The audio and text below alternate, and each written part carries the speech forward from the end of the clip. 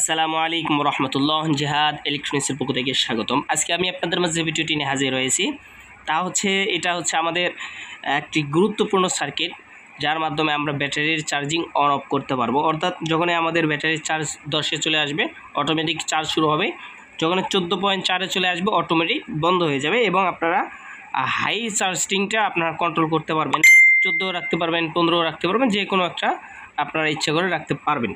তো আসুন আমরা কীভাবে করছি আমি 1 মিনিট আপনারা একটু বোঝাই দিচ্ছি। পিনগুলো কিন্তু আপনার স্মরণ রাখতে হবে, ঠিক আছে।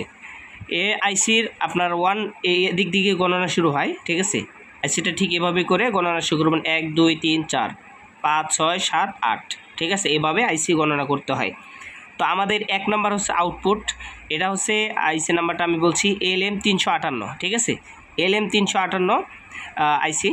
1 নম্বর পিন হচ্ছে আউটপুট, 2 নম্বর পিন হচ্ছে আমরা ভেরিয়েবলের এখানে যে 2টা পা আছে, ঠিক আছে। এই যে এ পা, ঠিক আছে।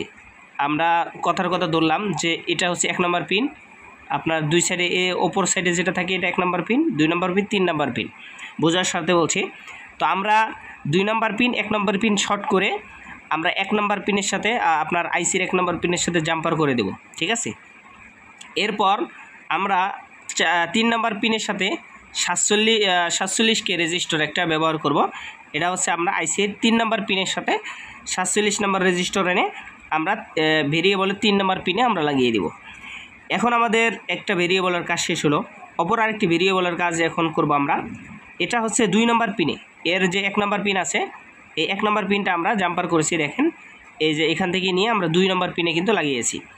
তো আপনার যে দ্বিতীয় ভেরিয়েবলটা আছে সেটা আমরা 2 নম্বর পিনে একটা লাগিয়ে দেব।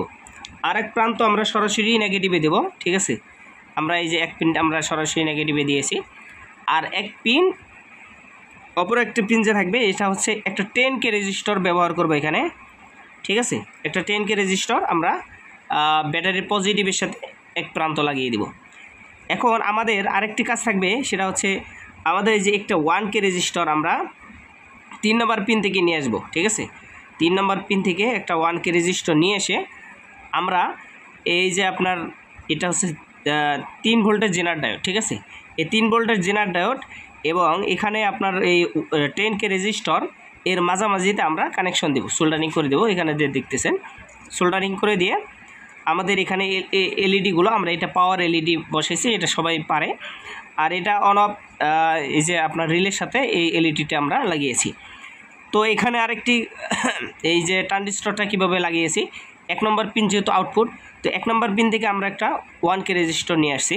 তো 1K রেজিস্টারের মাথায়, ঠিক আছে, মানে আপনার এখান থেকে নিয়ে এসে এই যে ট্রানজিস্টরের যে বেজে আমরা একটা 10K নেগেটিভ থেকে 10K বেজে পাওয়ার দিয়ে দেবো। এই যে আমরা এখান থেকে পাওয়ার দিয়েছি।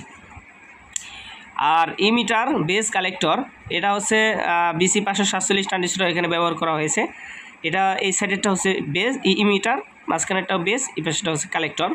ঠিক আমরা ইমিটারটা আমরা মাইনাসে লাগিয়েছি, অর্থাৎ ব্যাটারির পজিটিভে লাগিয়েছি, নেগেটিভে লাগিয়েছি। আর বেস তো আপনার এখান থেকে কানেকশন দিয়েছি। আর কালেক্টর থেকে আমরা একটা এই যে ডায়োড ব্যবহার করেছি, ঠিক আছে। ডায়োডটা আমরা এখানে লাগিয়েছি। যাই হোক, সম্পূর্ণ বুঝিয়ে দিলাম।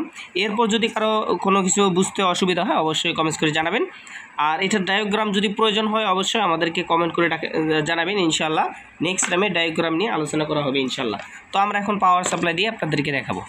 তো আমাদের এই যে এটা হচ্ছে আমাদের ভেরিয়েবল পাওয়ার সাপ্লাই, এটার ভিডিও কিন্তু আমি অলরেডি দিয়েছি।